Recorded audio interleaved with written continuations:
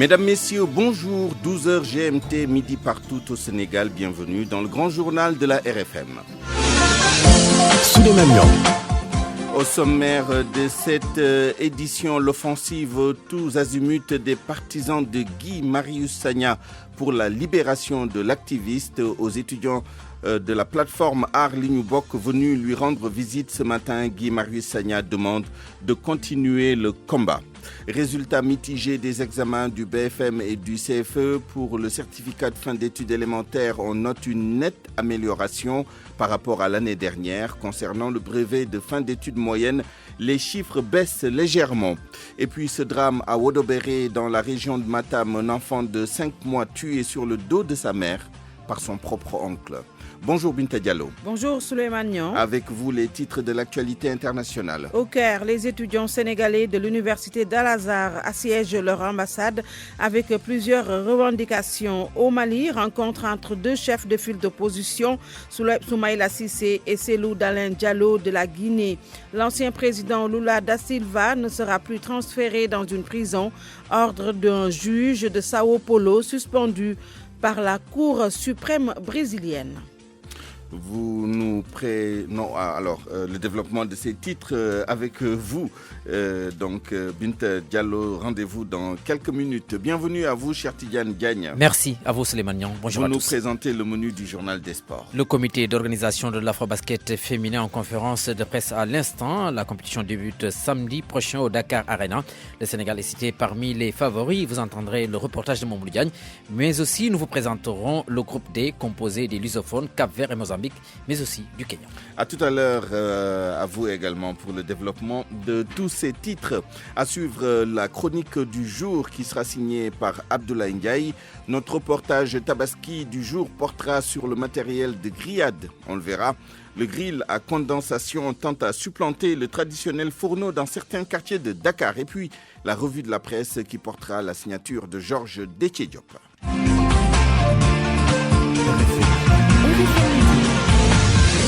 Souleymane Niang. À la mise en onde de cette édition, Aliouba. Le village de Wodobéré est sous le choc. Un enfant de 5 mois a été tué dans des circonstances dramatiques.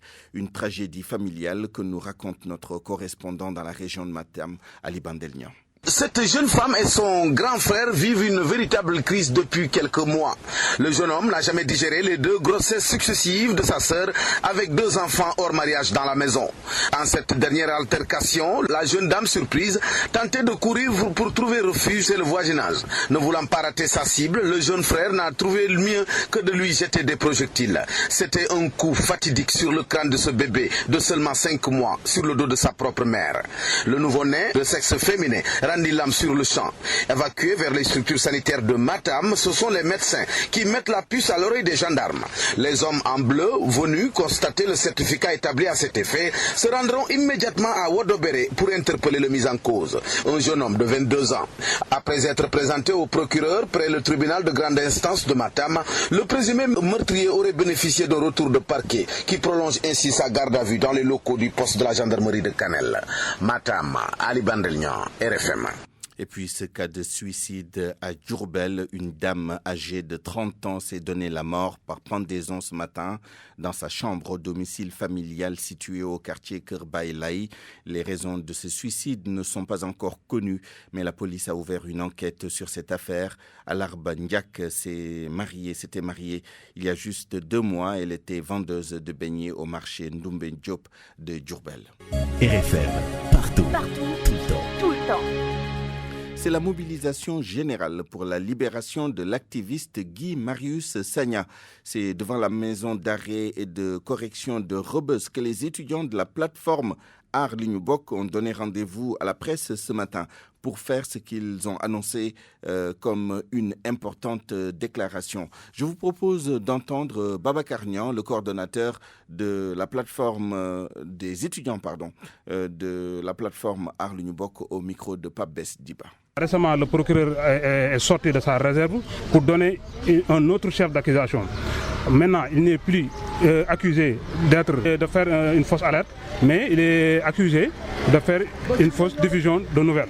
Donc, ce qui veut dire que l'arrestation de Guy Marius Sagna, ça repose entièrement sur du faux. Maintenant, nous sommes en train tout à l'heure de le voir. Il nous a livré un message. Il nous a exhorté à ce qu'on continue le combat. Lui, son arrestation ne le dérange pas.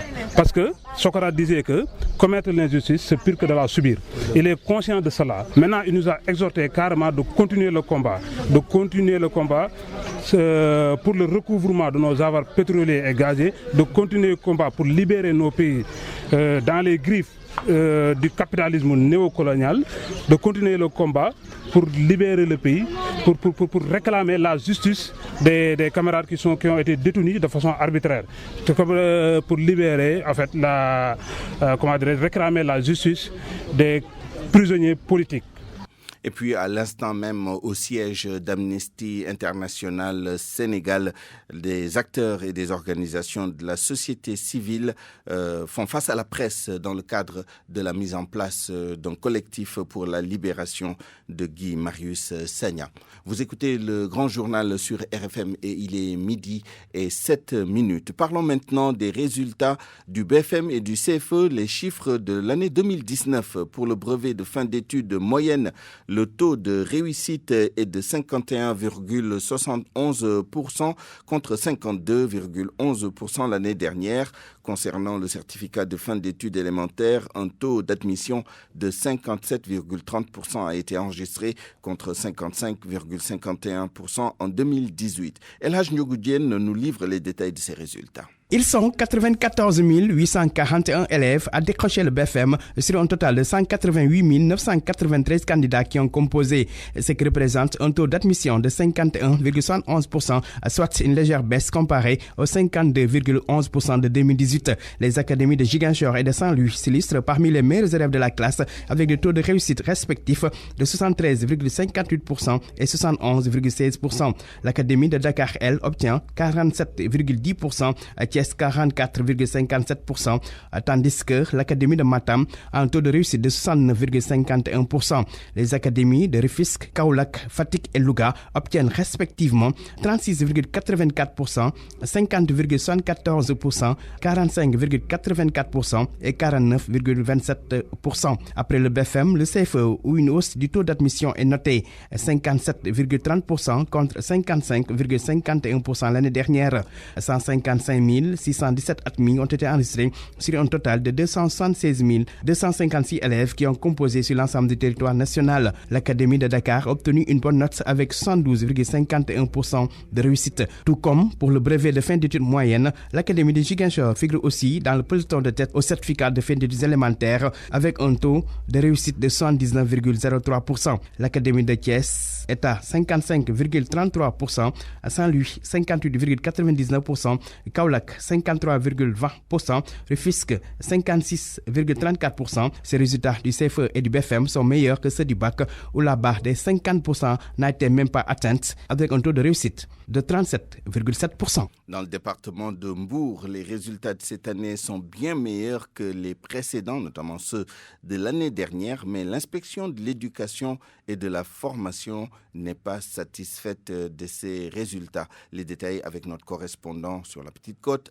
Abdourahmane Diallo. Les résultats du BFM de cette année dans le département de Mbour sont meilleurs que ceux de l'année dernière. La raison est simple, l'année scolaire 2018-2019 a eu moins de perturbations. Mamadou Lamine Saho, inspecteur de l'éducation et de la formation de Mbour. C'était des résultats, disons, mitigés parce qu'on n'est pas très satisfait des résultats. On aurait quand même pu faire mieux, d'autant plus qu'on sort de l'année scolaire paisible. Il y a eu peu de perturbations, mais la première lecture, c'est que peut-être, dit-on, les mathématiques ont été un peu difficile, ce qui un peu explique ce taux assez faible de 42,64%. La meilleure performance est le CM4 de Mbour avec 86,89% de réussite. Le meilleur élève s'appelle Ahmed Cham de l'école franco-arabe Babacar Gueye. Il a une moyenne de 16,26 sur 20. Pour ce qui a toujours des efforts à faire, il faut encore aller vers plus de temps d'apprentissage, plus d'encadrement, plus d'engagement de la part des enseignants, de l'administration, mais des parents d'élèves,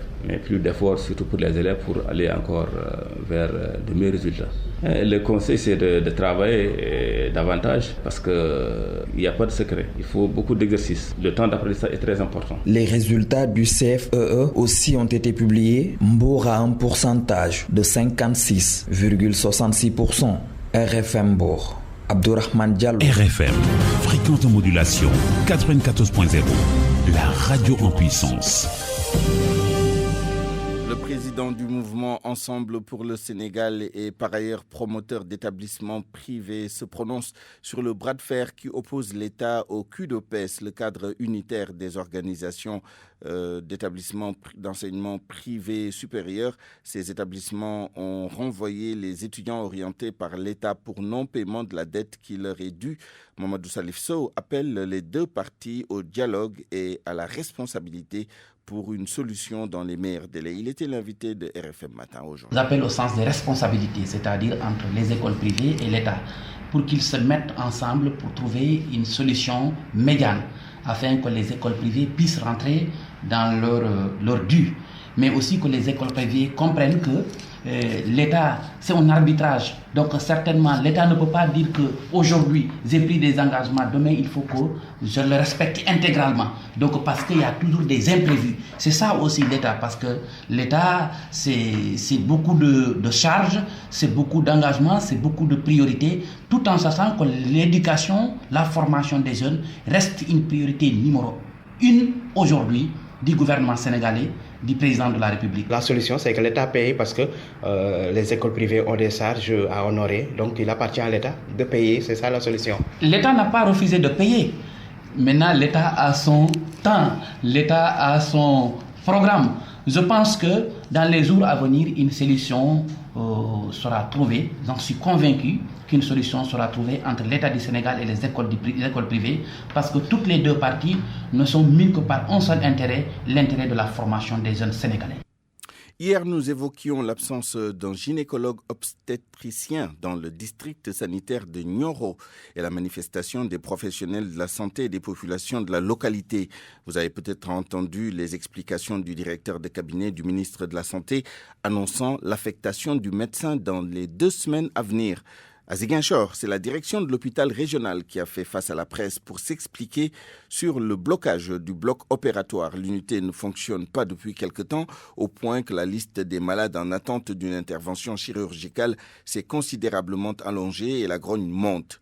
Le directeur de l'hôpital, Martial Kolibop, évoque des travaux de finalisation en cours et promet la reprise des prestations dans les prochains jours. Le voici au micro de Lamine Ba. Si les activités ne sont pas déroulées au niveau du bloc opératoire parce que les conditions ne sont pas réunies, les risques par rapport à leurs soins se posent. Et pour ne pas les exposer à ces risques, que ces dispositions ont été prises. Et nous sommes en train de tout faire pour que cela puisse être résolu dans les meilleurs délais. Étant donné que nous avions réhabilité le bâtiment central de l'hôpital, à l'intérieur duquel se trouve le bloc opératoire, toutes les conditions sont réunies du point de vue des infrastructures. Il restait juste les équipements. Et par rapport à ces équipements, nous ne pouvions pas ne pas faire une passation des marchés. Le marché a été attribué et le contrat a été signé. Et le mardi dernier, nous avons envoyé le bon de commande aux fournisseurs pour qu'ils puissent amener les équipements qui permettront le démarrage des activités au niveau du bloc opératoire. En cas de situation d'urgence, étant donné que nous sommes 2 structures hospitalières, ces cas peuvent être pris en charge au niveau de l'hôpital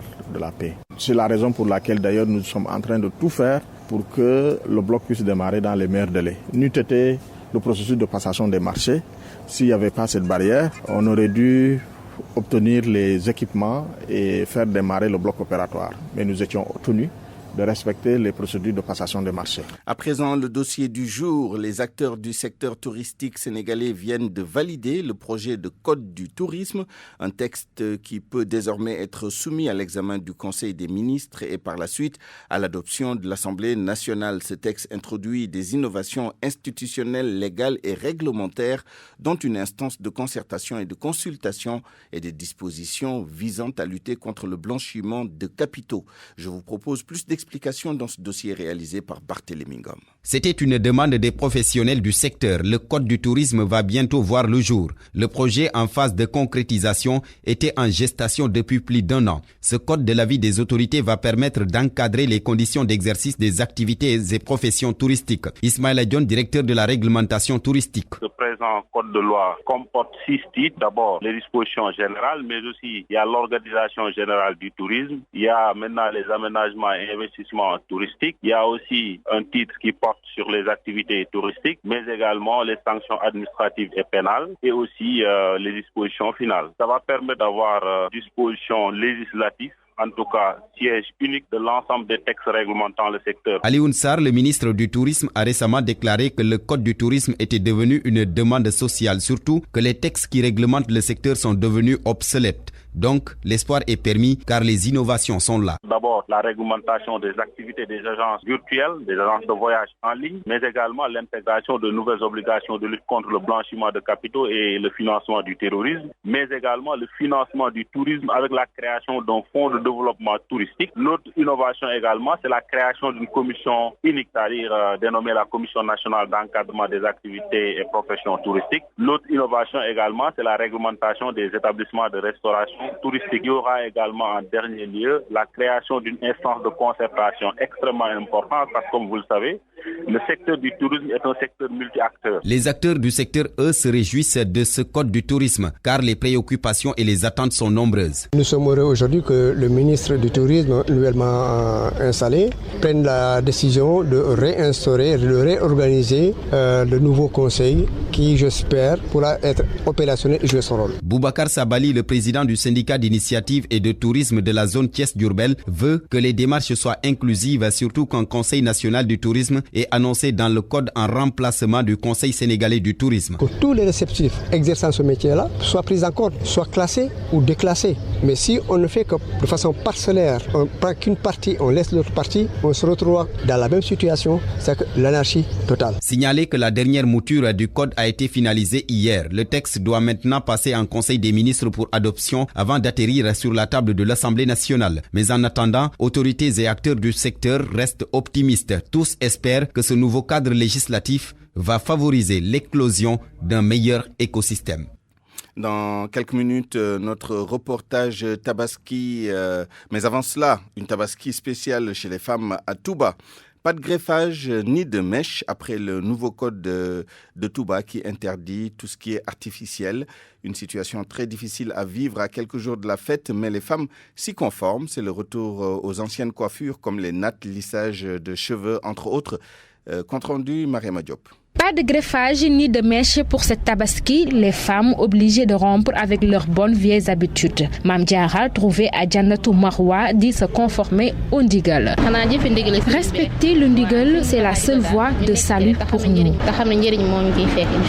Un ordre à respecter malgré la lourde contrainte, nous dit Anta Thiam. Faute de grives, on mange des merles, comme le dit l'adage. Ces femmes retournent vers les coiffures des années 60. Je vais le faire à l'ancienne, des torsades sans plus. Je ne mettrai pas de cheveux cette année. C'est plus simple et plus adapté. Je leur conseille de faire des nattes, des foulards, entre autres, pour se conformer à la direction du marabout.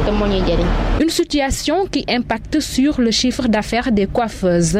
Anta Thiam voit son investissement presque en faillite. C'est le faillite assuré pour les salons de coiffure. Nous n'avons aucune activité cette année. Une Tabaski pas comme les autres pour les femmes de Touba obligées de se plier au ndigal du Khalife. Mariama Diop, Touba, RFM. C'était plutôt le reportage de Mariama Diop. Parlons de cette remise d'unités de formation mobile au Sénégal, un appui de l'ONUDC pour la mise sur pied d'une équipe de formation intégrée sur le crime organisé au Sénégal.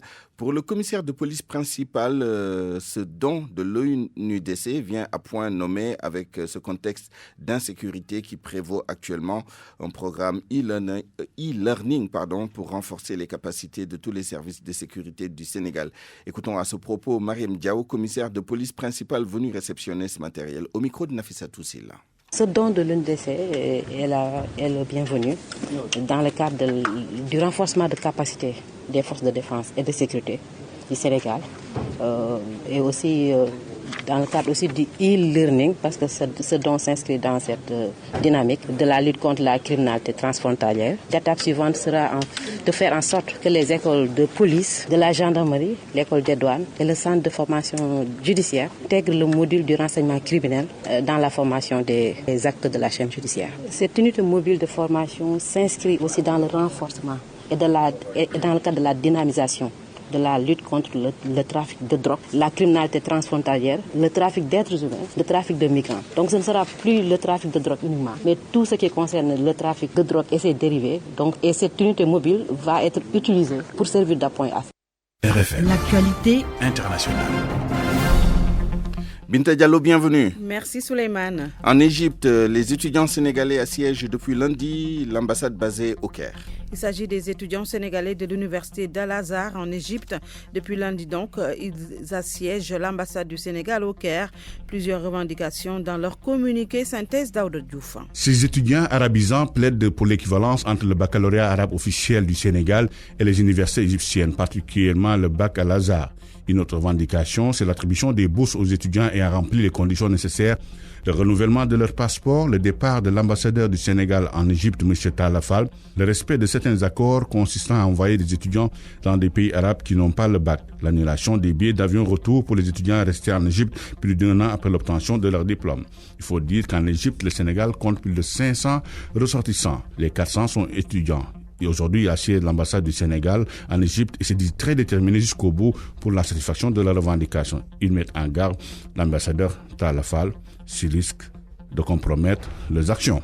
Cellou Dalein Diallo, reçu par Soumaïla Cissé au Mali. Le chef de file de l'opposition malienne a reçu celui de la Guinée au cours de la rencontre entre le leader de l'Union pour la République et la démocratie et le patron de l'Union des forces démocratiques de Guinée. Plusieurs sujets ont été évoqués, dont la situation politique du pays de Alpha Condé.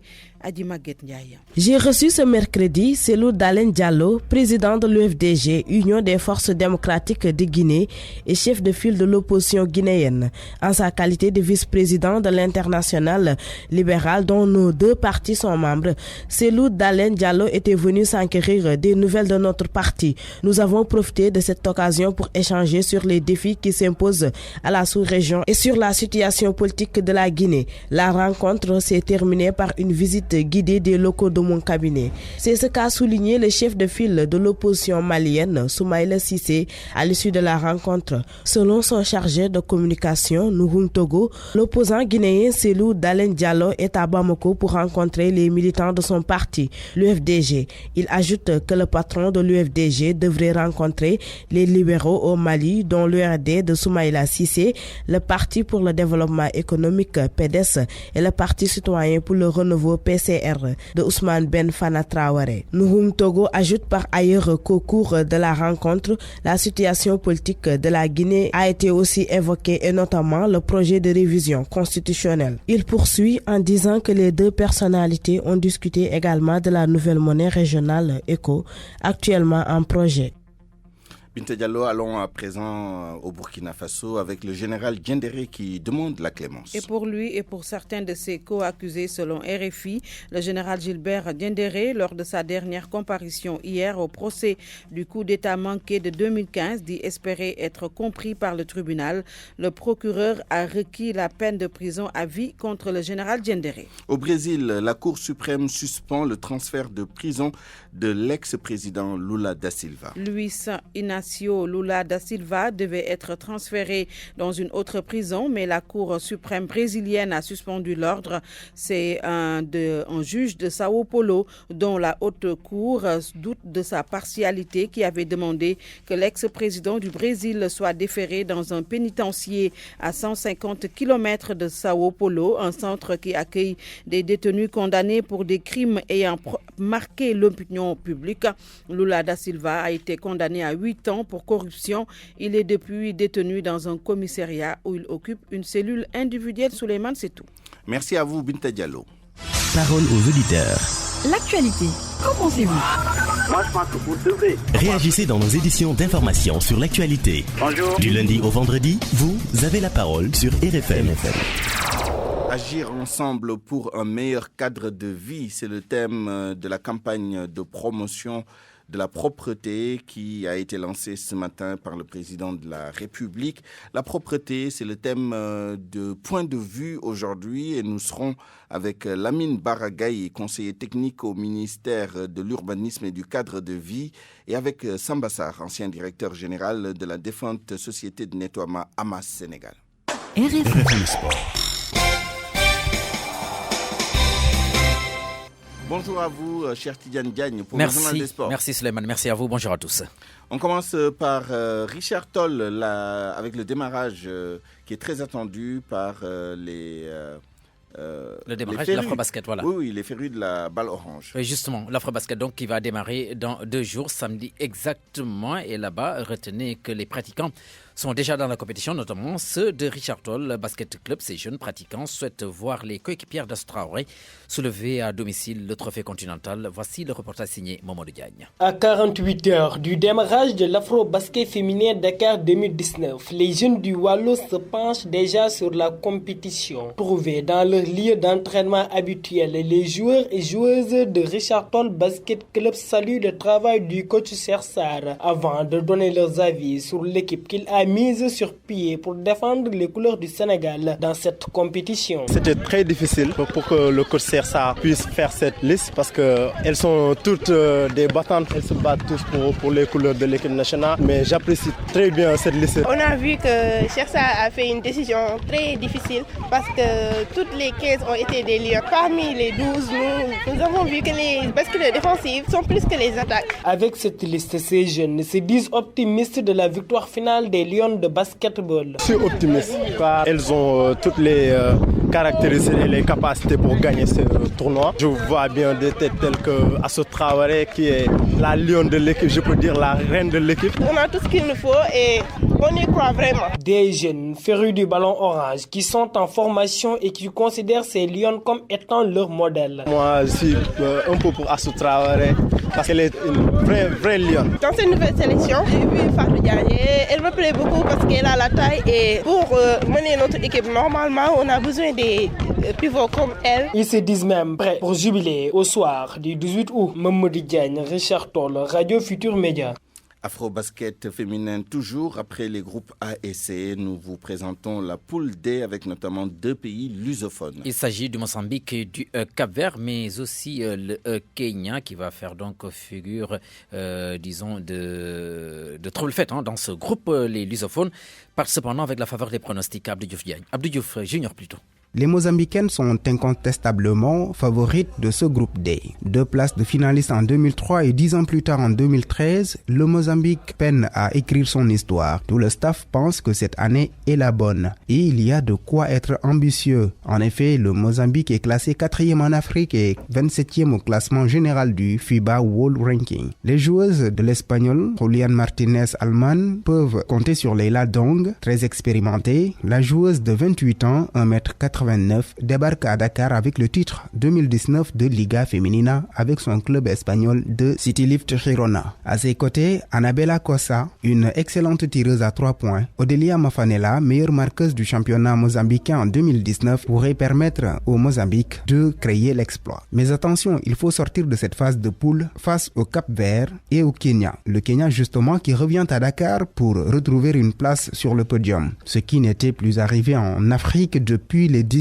1993 au Sénégal. Le rang kényan au classement en Afrique, 16e, ne milite pas en sa faveur. Mais le retour de Silalei Chani et la montée en puissance de Vilma peuvent contribuer à propulser le Kenya au devant de la scène continentale, même si sortir le Mozambique, médaillé de bronze en 2017 et le Cap-Vert, n'est pas une mince affaire. 14e en Afrique, les Cap-Verdiennes avaient raté Yaoundé 2015 et Bamako 2017. En effet, l'équipe est composée de joueuses de courte taille taille qui vont miser sur la rapidité. Loretta Rocha, bonne défenseuse, très agressive, pourra tirer ses coéquipières vers le haut. Antonio Moreira s'attend à ce que son équipe mise sur le collectif pour sortir de ce groupe D plus ou moins équilibré. Abdou Diouf Junior, toujours dans ce même sillage, le comité d'organisation de l'Afrobasket féminin en conférence de presse à l'instant.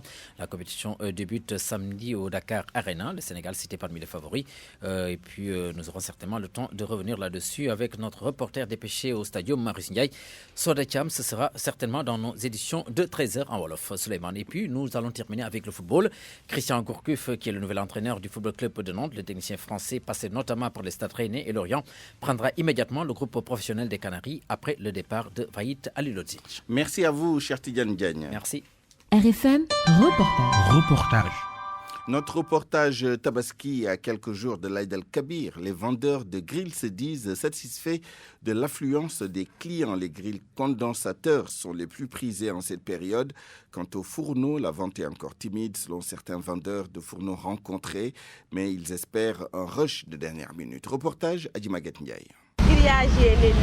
Différentes catégories de grilles sont exposées aux abords de Rebeuss, mais le grill appelé condenseur est le plus prisé, selon Pape Diallo. Les grilles condenseurs sont les plus achetés en cette période. Ce sont les grilles blancs. Tu peux même les utiliser en dehors des fêtes. Les prix varient de 2000 à 2500 francs. On vend entre 2000, 1500 voire 2500. Ça dépend du client. Après Rebeuss, direction Fass. Amadou Anne est un jeune vendeur de fourneaux. Pour lui, la vente est encore timide, mais il espère un rush pendant les derniers jours qui précèdent la fête. Sûrement le dimanche, samedi, on peut vendre beaucoup. Dimanche. Le Sénégalais, il attend le dernier mois pour venir acheter. Les fourneaux et grilles sont très utilisés durant la période de Tabaski, mais en attendant, les vendeurs se tournent les pouces, guettant l'arrivée d'éventuels acheteurs. RFM, la chronique du jour. La chronique du jour est signée Abdoulaye Ndiaye.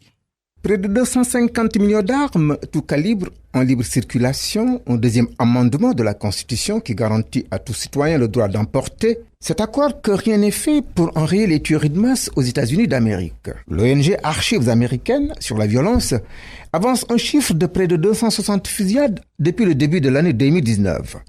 Ils ont fait près de 500 victimes, soit l'équivalent du nombre de morts sur nos routes certaines années. Des chiffres qui prouvent que l'Amérique continue d'être le pays occidental où le taux d'armes en circulation est le plus élevé. Cela tient d'industrie, mais aussi et surtout du puissant lobby pro-armes, la NRA, une association civile qui promeut la liberté citoyenne d'en détenir. Elle continue d'ailleurs de marquer une opposition à toute réglementation sur les conditions d'acquisition d'une arme, de sa catégorisation en type de calibre permis ou interdit. Il faut également reconnaître que cette organisation, qui date des années 1800, a vu passer bien des présidents et des administrations, sur lesquels elle a exercé de l'influence avec ses millions de membres. Donald Trump trouve d'ailleurs là un vivier électoral qu'il faut préserver. Résultat, ces tueries de masse liées aux proliférations des armes ne sont que sommairement dénoncées et qu'à ce jour, l'administration n'envisage aucune solution politique pouvant y mettre un terme. On reproche au président américain, à la veille de solliciter un second mandat, d'éviter d'agir contre les intérêts de ses soutiens du lobby des armes. Mais il devra désormais compter avec une frange de l'opinion excédée par des images de désolation ravivées par les massacres du Texas et de l'Ohio. Cette Amérique exige une réforme du port d'armes et engage dans cette lutte des personnalités du Congrès, de la société civile, du showbiz. Elles accusent Donald Trump d'entretenir un discours anti-immigration qui inspire les suprémacistes blancs. Ceux qui parlent le racisme commettent des actes meurtriers. Nous autres Sénégalais avons payé un lourd tribut à cette libre circulation des armes aux États-Unis par le nombre de nos compatriotes victimes d'actes racistes ou de crimes crapuleux. RFM, la presse du jour. Intégrer une grande école. Le groupe ISM à Dakar, pionnier et leader de la formation en Afrique de l'Ouest et membre du groupe Galileo Global Education, premier groupe d'enseignement supérieur privé en Europe, vous ouvre ses portes. En licence ou en master, faites le choix d'une formation accréditée. En école de management, en école de droit, en école d'ingénieur informatique et digital ou au Madiba Leadership Institute. À l'ISM, construisez dès aujourd'hui votre parcours et préparez votre carrière. Today ISM, Tomorrow the World. Info 221 33 869 76 77 ou sur www.groupeism.com. ism.sn. Le groupe ISM, leader de la formation en Afrique de l'Ouest, vous offre la revue de presse. C'est Georges Détié Diop qui a lu la presse pour nous. Voici son commentaire. Un changement en vue du mode d'élection des maires. Selon les Échos, ils seront désormais élus au suffrage universel direct. Ce sera à la faveur d'une modification du code électoral qui aura lieu prochainement. Le journal souligne que, pour beaucoup d'acteurs, cette modification donnera plus de légitimité aux maires choisis par les populations elles-mêmes et non par les conseillers municipaux. Toutefois, précisent les Échos, l'introduction du mode d'élection au suffrage universel direct suscite des interrogations quant à son application. Le journal indique que même la ville de Dakar est concernée par cette réforme en vue. La ville de Dakar, dont l'ancien maire est toujours en prison. Beaucoup de ses proches ou sympathisants plaident pour une grâce présidentielle en sa faveur. C'est le cas du Front pour la libération de Khalifa Sall. Mais a-t-il qualité à déposer une lettre de demande de grâce au nom de l'ex-maire de la capitale? Source A posé la question à des avocats afin d'y voir plus clair. Leur réponse, ils sont d'avis que ce front a bel et bien qualité à formuler cette demande conformément à la loi pour le sortir de prison. Le pénitencier où se trouve aussi Guy Marius Sagna. Et pour le tirer d'affaire, Amnesty International a lancé une campagne mondiale de soutien. Selon Vox Populi, l'ONG de défense des droits humains demande à tous ses membres à travers le monde de mener des actions pour la libération de l'activiste de Frappe France Dégage. Et que devient l'affaire des 94 milliards de francs CFA du titre foncier 1451R? En conférence de presse vendredi dernier, Ousmane Sonko avait annoncé pour cette semaine le dépôt de plainte contre l'ex-directeur des domaines et les membres de la commission d'enquête parlementaire. Plainte devant le doyen des juges d'instruction. Double saisine finalement reportée à la semaine prochaine si l'on se fie à l'Observateur. L'Obs qui a appris dans des conseils du leader de PASTEF que Ousmane Sonko vise les délits de détournement de deniers publics, concussion et délits connexes et violation du secret de l'enquête parlementaire. Seulement le professeur de droit pénal Ousseynou Samba confie à l'Observateur que la plainte de Sonko va être déclarée irrecevable. La raison selon lui, dans cette affaire, Ousmane Sonko ne peut se constituer partie civile. Il explique que pour se constituer partie civile, comme le dit l'article 2 du Code de procédure pénale, c'est une affaire qui appartient à tous ceux qui ont personnellement souffert d'un dommage causé par une infraction. Cela voudrait dire que pour pouvoir se constituer partie civile, il faut d'abord subir un préjudice. Sous un autre registre, l'Observateur évoque ce matin le drame de Koumpentoum et déroule le film de la traque des meurtriers du major Tamsir Sané. Comment la gendarmerie a filé, piégé et arrêté le gang de Idrissa Sow. Économie à présent, Source A se pose la question de savoir où sont passés les 7356 milliards de francs CFA du groupe consultatif de Paris. Selon mon confrère, l'interrogation garde tout son pesant d'or puisque beaucoup croyaient qu'au sortir de ce voyage au bord de la Seine, la vie à Dakar serait comme celle parisienne. Hélas, les difficultés financières auxquelles font face les pauvres Sénégalais depuis un certain temps frisent l'irréel. Et l'économiste Mounir Ndiaye affirme dans le journal Source A qu'en 2014, c'était 3 927 milliards et en 2018, plus de 7 000 milliards. Résultat, Mounir Ndiaye en déduit que le PSE est plutôt un plan Sénégal endettement. Et la Tabaski, dans tout cela, le Soleil s'y intéresse. Large fenêtre sur les dépenses liées aux moutons, à l'habillement, aux denrées alimentaires, entre autres. Un vrai casse-tête pour les chefs de famille, note le quotidien gouvernemental. Le journal Le Soleil constate que si certains peuvent assurer les dépenses liées à la fête, nombreux sont ceux qui peinent à s'en sortir. Et cette enquête à lire dans le journal Le Quotidien. Une enquête sur les viols suivis de grossesse. Le journal a recueilli des témoignages de victimes. Et ce que découvre Le Quotidien est que dans certaines circonstances, c'est un drame, un traumatisme qui suit la personne toute sa vie. Et certaines filles qui ne bénéficient pas d'un accompagnement ou d'un suivi psychologique risquent d'avoir une haine envers l'enfant né du viol. Sport pour terminer. À la une de Record, Hervé Renard, sélectionneur des Lions, comment la CAN a brisé le lobbying. Le journal révèle un plan foireux dûment échafaudé qui consistait à bouter Aliou Cissé hors de la tanière pour le remplacer par Hervé Renard. Mais malheureusement, fait savoir le journal Record, pour les instigateurs, la CAN 2019 en Égypte est venue mettre tout à l'eau.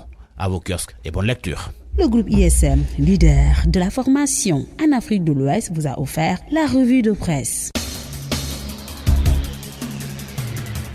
À 12h39, bienvenue dans Point de vue. Nous parlons aujourd'hui de la propreté et prétexte de ce point de vue, le lancement aujourd'hui de la campagne de promotion de la propreté sur le thème « Agir ensemble pour un meilleur cadre de vie ».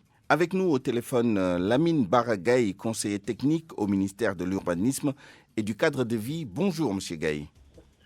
Bonjour Souleymane. Bonjour à tous les auditeurs et auditrices de la RFM. Merci à vous. Également avec nous, M. Sambassar, ancien directeur général de la défunte société de nettoiement AMA Sénégal. Bonjour M. Sarr. Oui, bonjour Souleymane. Alors, Lamine Baragaï, qu'est-ce que cette campagne va apporter de nouveau par rapport à ce qui s'est passé ces dernières années, voire ces dernières décennies, et qui n'ont pas donné de résultats fameux en termes de gestion de la salubrité et de la propreté dans notre environnement? Oui, Souleymane, je voudrais d'abord, en Gaïenne, parlant à un Nyanguen, vous tirer d'abord les oreilles. Je n'ai même pas eu le temps de coordonner avec mon ministre pour parler en direct à cette émission. Je suis sorti là de la salle. Je suis sûr qu'il est de tout cœur avec nous et qu'il est tout à fait d'accord avec cette intervention. Ah voilà, mais comme on est dans l'administration, vous voyez, ce n'est pas compliqué, mais comme ce n'est pas toujours facile. On assurera votre défense, ne vous inquiétez pas. Voilà, comme votre émission est en direct, là, donc comme vous le dites, je vous parle depuis le centre Abdou Diouf, où son Excellence, Monsieur le Président de la République, Macky Sall, lance la campagne nationale de promotion de la propreté. Et sous le ministère de mon ami et frère Abdou Karim Fofana, aujourd'hui, il faut se réjouir que cette manifestation revêt un caractère particulier. D'abord parce que ça s'inscrit dans l'engagement que son Excellence, Monsieur le Président de la République, avait pris lors de son investiture. Et il y a de cela après au mois d'avril passé. Et aujourd'hui, effectivement, il maintient sa parole en procédant à lancement officiel de cette manifestation. Manifestation à laquelle prend part les élus locaux, les honorablités religieuses, mais également tous les services techniques de l'État qui doivent parcourir à cette opération-là. Et aujourd'hui également, la manifestation, le président de la République a reçu également, a procédé à la réception d'un important lot de matériel avec l'unité de coordination de gestion des déchets qui va effectivement être le bras technique pour donner corps à cette opération-là. Et l'important également, le moment fort de cette manifestation, c'est l'adresse que le président de la République a lancée encore à l'ensemble des citoyens, parce que la réponse à la propreté de notre pays ne peut être qu'une réponse communautaire. Et c'est dans ce sens-là que le président de la République a pris l'engagement et que dans les actes qui vont être pris à l'avenir, chaque mois, il y aura une journée nationale de propreté. Mais également, le président de la République également a pris la décision de mettre à la disposition de notre ministère également un service, un appui en matériel, mais également humain. Séance tenante, il a instruit les ministres de l'Intérieur à mettre à la disposition du ministère un lot de 100 agents de police, mais également de 1000 agents de proximité pour pouvoir assurer le suivi. Parce que le grand problème, l'inquiétude que nos concitoyens font, est que jusque-là, il a toujours existé des opérations de nettoiement et de lancement. Mais pour assurer le suivi maintenant, le président de la République a instruit le commandement territorial, les préfets et les gouverneurs, mais également avec l'appui des agents de forces de sécurité, je pense que cette opération-là va réussir. Et ça également avec le concours des maires, des collectivités territoriales. Parce qu'aujourd'hui, quand même, Souleymane, tout le monde est d'accord que notre pays doit véritablement changer de visage, particulièrement notre capitale, Dakar. Et je pense que là également, monsieur le ministre Abdou Karim Fofana, depuis sa prise de service, les gens l'ont vu également bouger, être sur le terrain. Nous avons compris que c'est la mobilisation générale et il y a des mesures concrètes telles que la journée nationale qui sera organisée tous les mois et des moyens accrus qui seront mis à la disposition du ministère et des acteurs pour le suivi des opérations. Là-dessus, je voudrais introduire Sambassar, ancien directeur de AMA Sénégal. Vous avez le recul et l'expérience de ces opérations qui ont fait long feu ces dernières années. Est-ce que vous pensez que la nouvelle approche donne plus de chances de réussite que ce qui a été fait jusqu'à présent, d'après ce que vous avez entendu? Je ne pense pas trop, parce qu'en fait, cette opération est une opération de communication et de sensibilisation. Il y aura un mouvement, il y aura une belle sensibilisation, les gens vont se mobiliser en fait pour balayer, nettoyer, désencombrer, etc., etc. Mais le problème est plus profond que ça. Je l'ai toujours dit, je pense qu'il faut quand même revenir un peu en arrière et essayer de faire un diagnostic et essayer d'avoir une nouvelle stratégie par rapport à la gestion des déchets. Alors, on va balayer aujourd'hui, on va sensibiliser aujourd'hui, on va communiquer aujourd'hui, mais qu'est-ce qui va se passer demain si la stratégie n'est pas bonne? Je pense qu'il faut prendre cette gestion en amont comme en aval, comme je l'ai toujours dit. Les ressources humaines sont là, le budget est là, mais il y a des problèmes qu'il faut enlever. Lesquels sont, plus ou moins, je le cite, c'est la décharge de Mbobos. Qu'est-ce qu'on va en faire? Les problèmes sont les camions vétus, plus ou moins des concessionnaires. On en fait quoi? Alors, il y a beaucoup de solutions. Comment on va faire également pour désencombrer les avenues? Comment on va faire pour balayer le sable qui jonge plus ou moins les routes de Dakar? Voilà les questions qu'on doit se poser et qu'on doit essayer de résoudre d'une façon beaucoup plus approfondie, en amont comme en aval. Alors, si on n'a pas de décharge, ou bien si on n'a pas d'unité de valorisation, si nous n'avons pas les éléments techniques, plus ou moins de matériel technique pour désensabler, si nous n'avons pas plus ou moins du matériel neuf, plus ou moins avec les concessionnaires, on ne peut pas se prévoir d'avoir une bonne gestion. Ça, je vous l'ai dit. Par rapport à la décharge, il y a quand même le centre d'enfouissement technique de Dias, non? Le centre d'enfouissement de Dias, ils l'ont déjà arrêté parce qu'il y avait un problème de population. Exact, c'est moi-même qui l'avais initié au départ. Les populations n'ont pas voulu, ils l'ont laissé comme ça. Mais il y a mieux que ça. Il y a dans ce monde actuellement beaucoup d'unités de valorisation, des gazifications, donc c'est partout dans le monde. C'est pas du nouveau. Moi-même, j'ai conduit une mission plus ou moins dans un pays où des agents de l'État avec moi ont visité une bonne unité de gazification et le dossier est en cours. Alors, donc, le centre d'enfouissement d'Indias étant fermé, population exige, mais il y a un moyen de mettre une unité de valorisation là qui coûte pas cher du tout. Il faut avoir assez de volonté politique pour le faire et fermer Mbobos immédiatement. C'est-à-dire produire du gaz et d'autres choses à partir des déchets. Il faut que les déchets disparaissent, Souleymane. Si les déchets reviennent à 30% encore en retour à Dakar, c'est pas la peine. Parce qu'il y a les Boudjouman, excuse-moi. Le fameux recyclage, effectivement. Voilà, je ne le dis pas méchamment, mais il y a 10 à 20% qui reviennent à cause du Très bien. Là-dessus, je voudrais quand même recueillir la réaction de Lamine Baragaï. Monsieur Sarr et bien d'autres personnes s'interrogent sur la durabilité justement de cette campagne et son impact réel, son caractère concret. Est-ce qu'on va au-delà du slogan et de la mobilisation spontanée temporaire? Vous avez donné quelques indications sur les mesures pour rendre les changements durables. Qu'est-ce que vous répondez à ces appréhensions? Absolument, Souleymane. J'ai écouté M. Sarr, mais s'il est un professionnel du secteur, il doit également avoir l'amabilité de reconnaître que la volonté politique, telle que c'est affirmé aujourd'hui avec le président Macky Sall de donner solution à la prise en charge de la salubrité dans notre pays, n'est jamais arrivée à ce stade-là. Et là également, il y a des preuves pour le montrer. Oui, mais M. Sarr, la volonté politique ne suffit pas. Il faut des actions et des stratégies pertinentes. J'ai dit, quand l'autorité supérieure monte au front pour prendre en charge la question, c'est déjà important, Souleymane. Mais déjà, ça ne s'arrête pas là.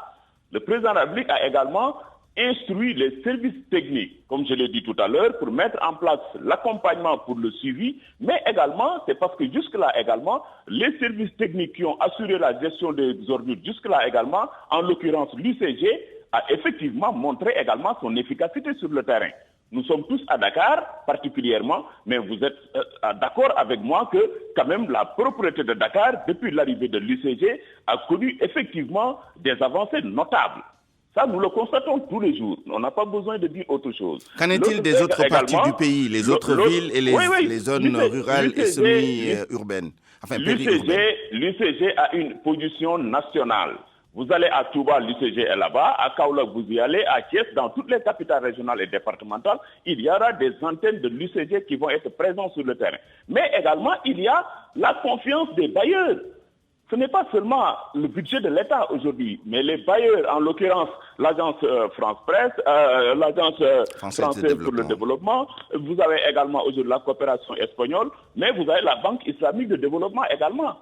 ceux qui ont effectivement cru aux efforts que l'État du Sénégal a déployés et qui sont venus aujourd'hui accompagner l'État du Sénégal par l'acquisition de cet important lot de matériel. Si vous regardez la télévision ce soir, vous verrez ça. Vous verrez que là, effectivement, la réponse technique également est là. Mais également, il y a, comme le président de la République l'a dit, il nous faut également un élan citoyen et solidaire. Et c'est ça également qui va participer à la prise en charge de ces ordures. Il faut que chaque citoyen balaye dans sa maison, mette une poubelle pour que effectivement les services techniques chargés de la collecte de ces ordures puissent passer et les prendre. Et c'est bien ça la question, M. Gaye. C'est ça la question. C'est-à-dire également, les citoyens qui doivent être au cœur des changements de la gestion de la propreté. Est-ce que ces populations sont suffisamment engagées, suffisamment sensibilisées, suffisamment motivées parce que, au fond, Suleiman, on a beau mettre des camions, des centres d'enfouissement, si les citoyens ne font pas le travail de base de nettoiement, non seulement de leur domicile, mais aussi de ce qui les concerne dans l'espace public, ce ne sera pas possible. Mais Suleiman, c'est pourquoi je parle de réponse communautaire. Mais l'État également, à un moment donné, l'État ne peut pas ne pas prendre ses responsabilités également. Il y aura des mesures coercitives. Vous avez vu au niveau de Dakar, le commandement territorial a donné des sommations. On a commencé à mettre également le dispositif technique qu'il faut pour enlever tout ce qui est épave au niveau de Dakar, pour libérer la voie publique. Très bien. Également, il y va de l'autorité de l'État et l'État ne peut pas ne pas prendre ses responsabilités. Merci. Quand vous écouterez aujourd'hui le président de la République dans son discours, il l'a dit. Merci Lamine Et Bara c'est ça Gaye. également que jusque-là également, c'est la ligne que le ministre Abdou Karim Fofana a prise. Il faut écouter, déglou, mais à un moment donné, également, il faut agir. Merci. Parce que le Sénégal ne peut pas aspirer à être On un vous a pays très émergent bien compris. et être dans cet état-là. Merci Lamine Bara Gaye. Dernière question à Samba Sarr. D'abord, votre réaction aux précisions apportées par Lamine Bara Gaye. Et ensuite, une question plutôt technique. On ne parle pas que des déchets solides et des ordures ménagères. La propreté dans l'espace public, c'est aussi les déchets liquides, c'est les réseaux d'assainissement, etc. Quelles sont les solutions que vous préconisez très rapidement là-dessus? Bon, d'abord, je remercie Michel, j'ai oublié le nom encore, excuse-moi. Lamine Bara Gaye, qui est Michel le conseiller technique du ministre de Je n'ai l'Urbanisme. pas dit qu'il n'y a pas d'effort, en fait. Il y a un léger mieux, parce que l'UCG est chargé de collecter, de transporter et de valoriser, en fait. La collecte est là, parce qu'en fait, tous les matins, il y a les camions qui passent, on prend les ordures, on les amène à Mbobus. Moi, je ne parle pas de ça, en fait, parce qu'on balaye bien, on ramasse. Mais les ordures sont toujours là, parce qu'ils reviennent. Alors, qu'est-ce qu'il faut faire maintenant pour que ces ordures-là disparaissent définitivement? C'est là où il y a un problème. Et il y a une économie aussi autour de ça, bien naturellement. Et ça, je suis d'accord. Alors, c'est cela, en fait, le problème. À défaut de centres d'enfouissement technique, il y a des systèmes de valorisation. Je pense qu'ils sont en train de le faire. Mais il faut qu'ils aillent vite. Je n'ai pas dit qu'ils ont un problème. Non, ça se passe bien. La collecte est bonne. Les camions, tous les matins, sont là. Il y a 112 camions répartis entre je ne sais pas combien de concessionnaires. Ça se passe bien. Mais il faut quand même... il faut renouveler le parc, si j'ai bien compris. Il faut le parc, il faut le renouveler aussi. Ça, il faut le faire. Efficace. Très bien. Ça, il faut le faire. Donc, je n'ai pas de problème par rapport à ça. Il y a un léger mieux, mais on peut mieux faire. Un petit mot sur les déchets non ménagers, disons, les déchets industriels et les déchets liquides issus du réseau d'assainissement. Bon, mais ça, c'est appartient à l'ONAS quand même de prendre des dispositions et une bonne sensibilisation de la population. Donc, il y a des canaux qui sont à ciel ouvert. Donc, il y a des gens qui sont en train de détruire plus ou moins pas mal de canaux. Je pense qu'il faut une bonne politique de communication par rapport à la population. Mais ça, c'est le rôle de l'ONAS, en fait, qui doit le faire. C'est pas du CG. L'ONAS a son rôle prépondérant dans cette histoire. Je pense qu'il faut lui poser la question. Mais on s'est rendu compte quand même que, avec tous les efforts que l'ONAS est en train de faire, le problème est toujours là. Qu'est-ce qu'il faut faire? Je pense mettre une autre stratégie, essayer d'avoir une protection beaucoup plus sûre par rapport au vol des égouts, etc. et tout, et prévoir avant même que les vénages n'arrivent et tout ça, et une bonne politique de communication. Très bien, merci Samba Sarr. On retiendra que pour vous, la valorisation des déchets est une étape très très importante pour faire face aux problèmes. Et merci également à Lamine Bara Gaye pour qui la volonté politique très forte a été exprimée et que la réponse sera communautaire, c'est-à-dire l'engagement des citoyens et toutes les parties prenantes dans la gestion de la propreté. Merci d'avoir écouté ce journal qui arrive à son terme. Je remercie Aliouba pour la mise en onde, Elash Ndiogou pour la coordination, toutes les équipes qui ont participé à la réalisation de cette édition. Merci à vous d'avoir écouté. Excellent après-midi, bonne suite des programmes et bon appétit.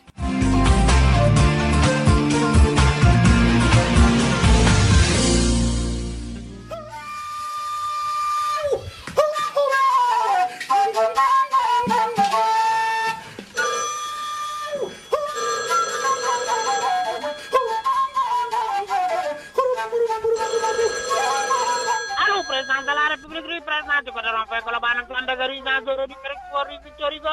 président de la République, yaa ngi ci biir palais de la République ci nga xam ni fi la Senghor jaar Abdou Diouf jaar fi Abdoulaye Wade jaar fi Macky Sall nekk fi ñam fi ñamaat fi ñuy xaarandi ba xam ko woote bëgg yëg président de la République ko kan la war a doon ak fan